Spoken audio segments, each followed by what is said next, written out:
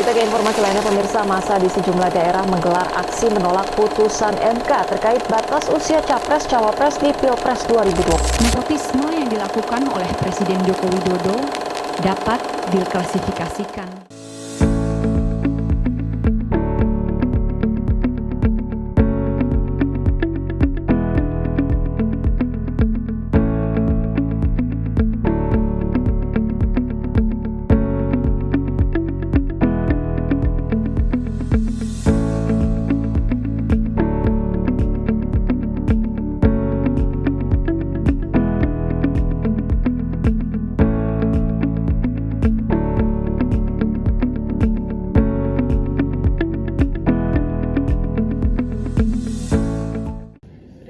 Hasil dari beberapa penelitian yang kelompok kami kaji, dapat disimpulkan bahwa penerapan sistem merit dalam birokrasi Indonesia masih menghadapi berbagai tantangan.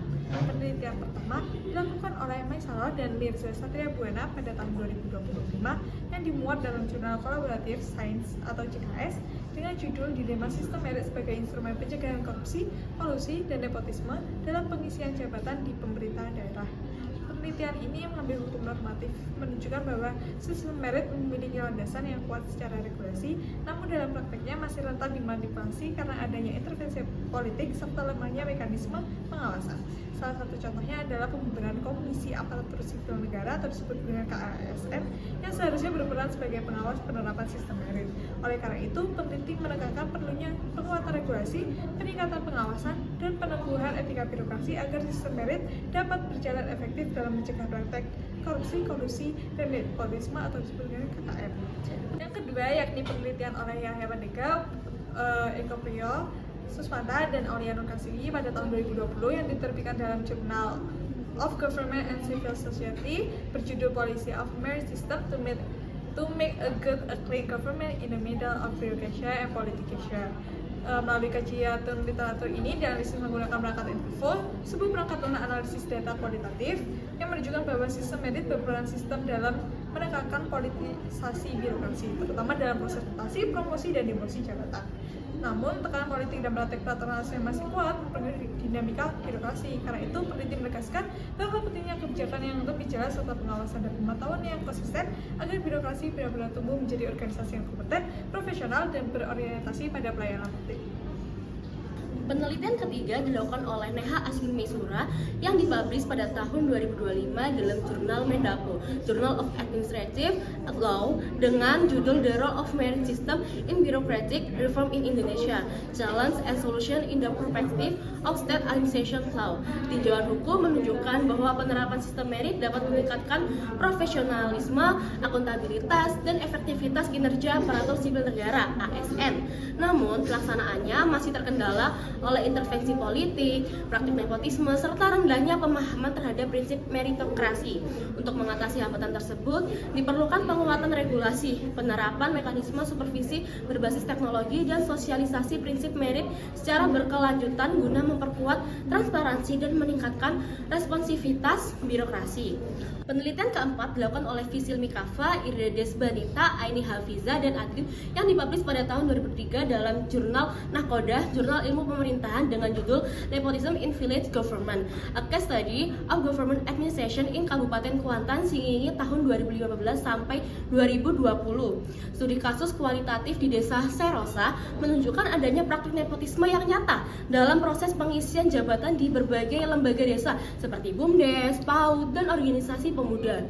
Fenomena ini dipengaruhi oleh kuatnya budaya familisme dan favoritisme. Kepala desa menempatkan anggota keluarga atau kerabat dekat pada posisi strategis untuk memperoleh keuntungan politik maupun ekonomi. Akibatnya, proses rekrutmen menjadi bersifat turun-temurun dan tidak didasarkan pada kompetensi, yang pada akhirnya menurunkan kualitas pelayanan publik di tingkat desa.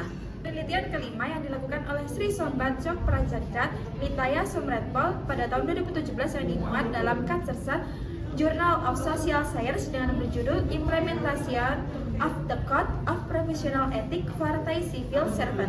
Studi kuantitatif yang dilengkapi dengan diskusi kelompok terarah atau FGD terhadap ribuan pegawai negeri sipil menunjukkan bahwa sebagian besar aparatur memahami ketentuan kode etik, namun penerapannya secara menyeluruh masih terhambat oleh lemahnya pelatihan, tingkat kepatuhan, dan efektivitas sanksi. Temuan ini relevan dengan konteks penerapan sistem merit, di mana aturan etika perlu diperkuat melalui program pelatihan yang berkelanjutan, supervisi yang efektif, serta mekanisme penegakan yang tegar agar standar profesionalisme dan upaya pencegahan nepotisme dapat berjalan optimal. Selanjutnya, pada penelitian ke-6 yang dilakukan Alina Ciobanu, Armenia Andronesanu pada tahun 2015 yang dimuat dalam jurnal Procedia Economics and Finance yang berjudul Civil Servant Motivation and Work Performance in Romania Public Institution. Survei pada sejumlah institusi publik di Rumania menunjukkan bahwa faktor-faktor seperti kepemimpinan, isi pekerjaan, dan tingkat otonomi merupakan pendorong motivasi kerja utama bagi pegawai dibandingkan dengan jenjang karir atau pelatihan. Namun lemahnya penerapan sistem merit khususnya ketika promosi lebih didasarkan pada masa kerja daripada kinerja terbukti menurunkan motivasi serta performance pegawai.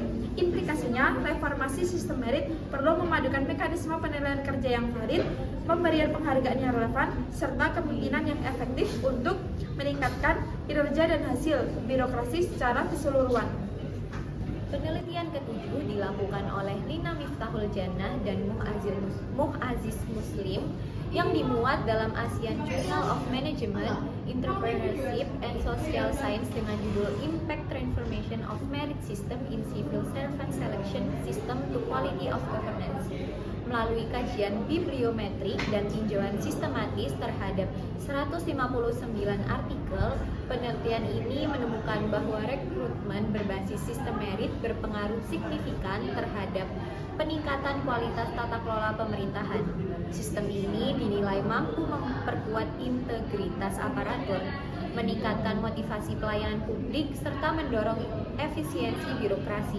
Selain itu, penerapan sistem merit juga terbukti dapat menekankan praktik korupsi, patronase, dan nepotisme. Peneliti ini menekankan bahwa metode seleksi paling efektif adalah ujian tertulis dan wawancara berbasis kompetensi karena keduanya mampu menilai kemampuan calon aparatur secara objektif dan transparan. Penelitian yang ke-8 dilakukan oleh Teguh Dinata Saputra yang diterbitkan dalam Sintaks Literature Jurnal Ilmiah Indonesia berjudul Efektivitas Penerapan Sistem Merit dalam Penyelenggaraan Manajemen Aparatur Sipil Negara pada Instansi Pemerintah, Studi Kasus Kementerian Hukum dan Hak Asasi Manusia Republik Indonesia juga memberikan gambaran penting mengenai praktik penerapan sistem merit di lapangan.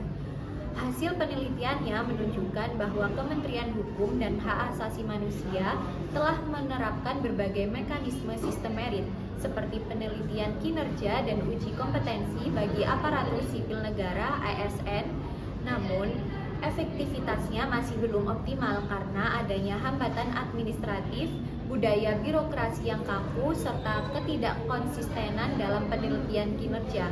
Untuk mengatasi hal tersebut, penelitian ini merekomendasikan standarisasi prosedur seleksi peningkatan kapasitas asesor melalui pelatihan serta monitoring berkelanjutan agar penerapan sistem merit di Kemenkumham dapat berjalan lebih objektif, transparan, dan konsisten.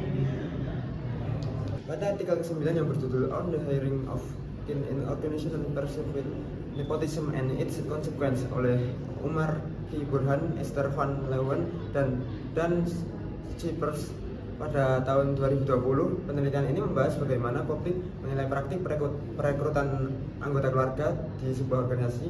Menariknya, hasil penelitian menunjukkan bahwa masyarakat tetap menganggap hal tersebut sebagai bentuk nepotisme.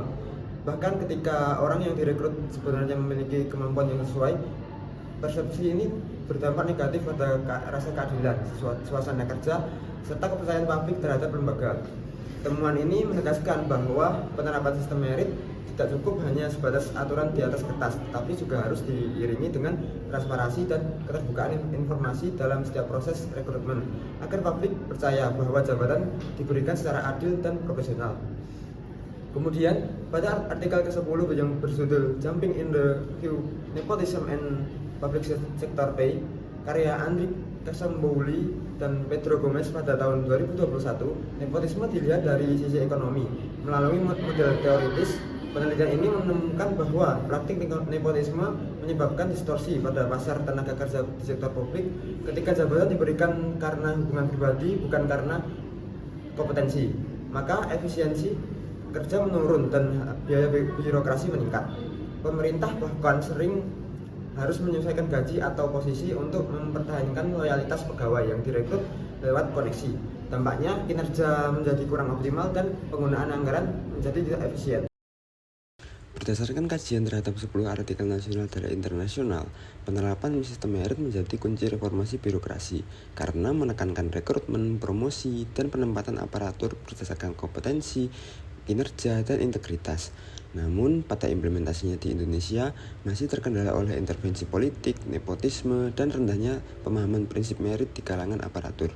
Agar sistem ini berjalan efektif, diperlukan mekanisme pengawasan objektif, standarisasi seleksi, peningkatan kapasitas asesor, serta sosialisasi nilai merit secara berkelanjutan. Keberhasilan meritokrasi sangat bergantung pada komitmen politik, penguatan kelembagaan, dan perubahan budaya birokrasi menuju tata kelola yang profesional, bersih, dan responsif.